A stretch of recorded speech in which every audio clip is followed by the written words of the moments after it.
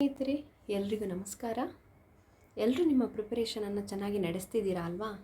ಹಾಗೆ ಯಾವ ರೀತಿ ಪ್ರಿಪರೇಷನ್ ಮಾಡ್ತಾ ಇದ್ದೇವೆ, ನಮ್ಮ ಪ್ರಿಪ್ರೇಷನ್ ಎಷ್ಟರ ಮಟ್ಟಿಗೆ ಸರಿಯಾಗಿದೆ ಎನ್ನುವುದು ತಿಳ್ಕೊಳ್ಳೋದು ಹೇಗೆ ಅಂದರೆ, ನಾವು ಓಲ್ಡ್ ಸಿಲೆಬಸ್ ಕಾಪಿಯನ್ನು ತಿಳ್ಕೊಂಡಾಗ, ಅಂದರೆ ಈಗ ನೋಟಿಫಿಕೇಷನ್ ಆದಾಗ ಸಿಲೆಬಸ್ ಕಾಪಿಯನ್ನು ನ್ಯೂ ಸಿಲೆಬಸ್ ಕಾಪಿಯನ್ನು ಬಿಡ್ತಾರೆ.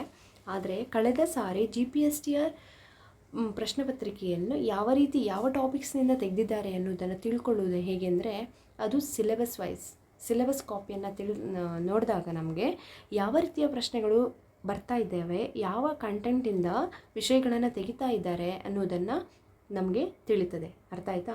ಹಾಗಾದರೆ ಈಗ ನಾವು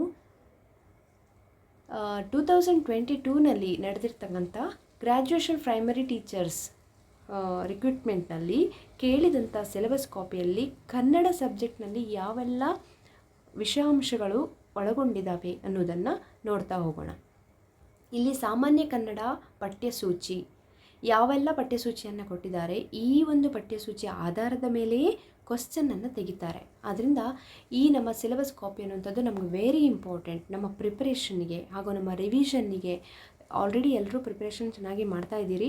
ಹೊಸದಾಗಿ ಮಾಡುವವರಿಗೆ ಹಾಗೂ ಮಾಡಿದ ನಂತರ ರಿವಿಷನ್ ಸ್ಟಾರ್ಟ್ ಮಾಡಿದವರಿಗೆ ಈ ಒಂದು ಸಿಲೆಬಸ್ ಕಾಪಿ ತುಂಬಾ ಅನುಕೂಲ ಆಗ್ತದೆ. ಸಾಮಾನ್ಯ ಕನ್ನಡದಲ್ಲಿ ಮೊದಲಿಗೆ ಕನ್ನಡ ವರ್ಣಮಾಲೆಯ ಬಗ್ಗೆ ಕೇಳ್ತಾರೆ, ಗುಣಿತಾಕ್ಷರ ಮತ್ತು ಸಂಯುಕ್ತಾಕ್ಷರಗಳ ಬಗ್ಗೆ ಕೇಳ್ತಾರೆ, ನಾಮಪದ ಮತ್ತು ಅದರ ಬಗೆಗಳು, ಸರ್ವನಾಮ, ಪ್ರಶ್ನಾರ್ಥಕ ಸರ್ವನಾಮ, ಆತ್ಮಾರ್ಥಕ ಸರ್ವನಾಮ, ಭಾವನಾಮ ಇತ್ಯಾದಿಗಳನ್ನು ಕೇಳ್ತಾರೆ. ಹಾಗೆ ಕ್ರಿಯಾಪದ, ಅಕರ್ಮಕ, ಸಕರ್ಮಕ, ಕ್ರಿಯಾರ್ಥಕ ರೂಪ, ಕಾಲಗಳು, ಅಖ್ಯಾತ ಪ್ರತ್ಯಯ, ಕಾಲಪಲ್ಲಟ ಇವುಗಳ ಬಗ್ಗೆಯೂ ಕೇಳ್ತಾರೆ. ಹಾಗೆ ಲಿಂಗಗಳು ಮತ್ತು ವಚನಗಳು, ಸ್ತ್ರೀಲಿಂಗ, ಪುಲ್ಲಿಂಗ, ಏಕವಚನ, ಬಹುವಚನ, ಹೀಗೆ ವಿಭಕ್ತಿ ಪ್ರತ್ಯಯ, ಉ, ಅನ್ನು, ಇಂದ, ಗೆಕೆ, ಹೀಗೆ, ದೆಸೆಯಿಂದ, ಅಲ್ಲಿ ಎಲ್ಲವೂ ಕೂಡ ಕಾರಕಾರ್ಥಗಳು, ಕರ್ತೃ, ಕರ್ಮ, ಕರಣ, ಸಂಬಂಧ, ಅಪದಾನ, ಸಂಪ್ರದಾನ, ಅಪದಾನ, ಸಂಬಂಧ, ಅಧಿಕರಣ, ಸಂಬೋಧನ ಇವೆಲ್ಲ ಕಾರಕಾರ್ಥಗಳಲ್ವಾ, ಇವುಗಳ ಬಗ್ಗೆ ಕೇಳ್ತದೆ. ಹಳೆಗನ್ನಡದು, ಹೊಸಗನ್ನಡದು, ಹಳೆಗನ್ನಡದಲ್ಲಿ ವಿಭಕ್ತಿ ಪ್ರತ್ಯಯಗಳು, ಹೊಸಗನ್ನಡದಲ್ಲಿ ವಿಭಕ್ತಿ ಪ್ರತ್ಯಯಗಳು ಎರಡನ್ನೂ ಕೂಡ ಕೇಳ್ತಾರೆ. ಸಂಧಿಗಳು, ಕನ್ನಡ ಮತ್ತು ಸಂಸ್ಕೃತ ಸಂಧಿ, ಕನ್ನಡದಲ್ಲಿ ಯಾವ ಸಂಧಿಗಳಿವೆ, ಲೋಪ, ಆಗಮ, ಆದೇಶ. ಸಂಸ್ಕೃತ ಸಂಧಿಯಲ್ಲಿ ಜಸ್ವ, ಶುತ್ವ, ಎಣ್ಣ ಇವೆಲ್ಲವೂ ಕೂಡ ಎಲ್ಲ ಬಗೆಗಳನ್ನು ತಿಳ್ಕೊಂಡಿರಬೇಕಾಗ್ತದೆ. ಸಂಧಿಗಳು.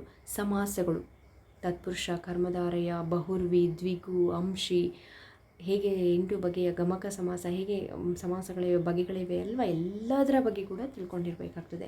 ಕೃದಂತ ಮತ್ತು ತದ್ದಿತಾಂತಗಳು, ಅವ್ಯಯಗಳು, ಕೃದಂತಾವ್ಯಯ, ಕರ್ತೃಪ್ರತ್ಯಯದಿಂದ ಉಂಟಾದ ಅವ್ಯಯಗಳು ಹಾಗೂ ನಾಮಪದದಿಂದ ಉಂಟಾದ ಅವ್ಯಯಗಳ ಬಗ್ಗೆ ತದ್ದಿತಾಂತಗಳು, ತದ್ದಿತಾಂತಾವ್ಯಯ, ಕೃದಂತಾವ್ಯಯ ಇವುಗಳ ಬಗ್ಗೆಯೂ ಕೂಡ ಕೇಳ್ತಾರೆ. ದ್ವಿರುಕ್ತಿ, ಜೋಡು ನುಡಿ, ಪಡೆ ನುಡಿ, ನುಡಿಗಟ್ಟು.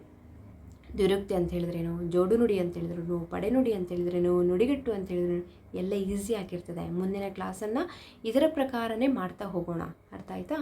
ಅವ್ಯಯ ಮತ್ತು ಅದರ ಪ್ರಕಾರಗಳು, ವಾಕ್ಯ ಮತ್ತು ವಾಕ್ಯದ ವಿಧಗಳು, ವಾಕ್ಯದಲ್ಲಿ ವಿವಿಧ ವಿಧಗಳು ಇರ್ತದೆ ಅಲ್ವಾ, ಅವುಗಳ ಬಗ್ಗೆ ಕೇಳ್ತಾರೆ. ಲೇಖನ ಚಿಹ್ನೆಗಳು, ಪದಗಳ ಅರ್ಥ, ಸಮಾನಾರ್ಥಕ ಪದ, ನಾನಾರ್ಥಕಗಳು, ವಿರುದ್ಧಾರ್ಥಕಗಳು, ಪದಗಳ ಶುದ್ಧ ರೂಪ, ಗ್ರಾಂಥಿಕ ರೂಪದಲ್ಲಿ ಬರೆಯಿರಿ ಅಂತ ಹೇಳ್ತೇವಲ್ಲ, ಆ ಥರ ರೂಪಗಳನ್ನು ಕೇಳ್ತಾರೆ. ತತ್ಸಮ, ತದ್ಭವ ಮತ್ತು ಅನ್ಯದೇಶೀಯ ಪದಗಳ ಬಗ್ಗೆಯೂ ಕೇಳ್ತಾರೆ. ಗ್ರಾಮ್ಯ ಮತ್ತು ಗ್ರಾಂಥಿಕ ರೂಪಗಳು, ಗಾದೆಗಳು, ಛಂದಸ್ಸು ಮತ್ತು ಅಲಂಕಾರ. ಹಳೆಗನ್ನಡ, ಕವಿ, ಕಾಲ, ಸ್ಥಳ, ಆಶ್ರಯ, ಬಿರುದು, ಕಾವ್ಯ. ಹೊಸಗನ್ನಡದ ಸಾಹಿತ್ಯ ಚರಿತ್ರೆ, ಕವಿ, ಕಾಲ, ಸ್ಥಳ, ಕಾವ್ಯ, ಪ್ರಶಸ್ತಿ. ಇವುಗಳ ಬಗ್ಗೆ ನಂತರ ನೋಡ್ಕೊಳ್ಳಿ. ಇವೆಲ್ಲ ಟಾಪಿಕ್ಸ್ ಫಸ್ಟಿಗೆ ಕವರ್ ಆದ ನಂತರ ಹಳೆಗನ್ನಡದ ಕವಿಗಳು, ಹೊಸಗನ್ನಡದ ಕವಿಗಳ ಬಗ್ಗೆ ಅಂದರೆ ತುಂಬ ಡೀಟೇಲ್ ಆಗಿ ತುಂಬ ಇದೆ ಅಲ್ವಾ. ಅದರಿಂದ ಇವು ಮೇಲ್ಗಡೆ ಇರುವಂಥದ್ದೆಲ್ಲವನ್ನು ಕವರ್ ಮಾಡಿದ ನಂತರ ಹಳೆಗನ್ನಡದ ಕವಿಗಳ ಬಗ್ಗೆ, ಕಾಲಗಳ ಬಗ್ಗೆ, ಸ್ಥಳಗಳು, ಅವರಿಗೆ ಆಶ್ರಯದಾತರು ಯಾರು, ಪಂಪ, ಪನ್ನ, ಜನ್ನ ಅವರೆಲ್ಲ ಯಾರ ಕಾಲದಲ್ಲಿದ್ದರು, ಯಾವ ಕೃತಿಯನ್ನು ರಚಿಸ್ತಾರೆ, ಆ ಕೃತಿಗಳು ಯಾವ ಕಾವ್ಯ ರೂಪದಲ್ಲಿದೆ, ಚಂದುನ, ಚಂಪುನ ಯಾವ ಕಾವ್ಯದಲ್ಲಿದೆ, ಅದೆಲ್ಲದರ ಬಗ್ಗೆ ತಿಳ್ಕೊಳ್ಳೋಣ. ಮುಂದಿನ ತರಗತಿಯಲ್ಲಿ ಈ ಸಿಲೆಬಸ್ ವೈಸ್ ಕಾಪಿನ ತಗೊಂಡು ಇದರ ನಂತರ ಒಂದೊಂದೇ ಟಾಪಿಕ್ ಮೇಲೆ ಕ್ಲಾಸನ್ನು ಮಾಡ್ತಾ ಹೋಗೋಣ. ಹಾಗಾದರೆ ವಿಡಿಯೋ ಇಷ್ಟ ಆಗಿದ್ದರೆ ಲೈಕ್ ಮಾಡಿ, ಸಬ್ಸ್ಕ್ರೈಬ್ ಮಾಡ್ಕೊಳ್ಳಿ. ಮುಂದೆ ಈ ಸಿಲೆಬಸ್ಸನ್ನು ಪ್ರಕಾರ ನಾವು ನಮ್ಮ ಪ್ರಿಪರೇಷನ್ನ ಸ್ಟಾರ್ಟ್ ಮಾಡೋಣ. Thank you.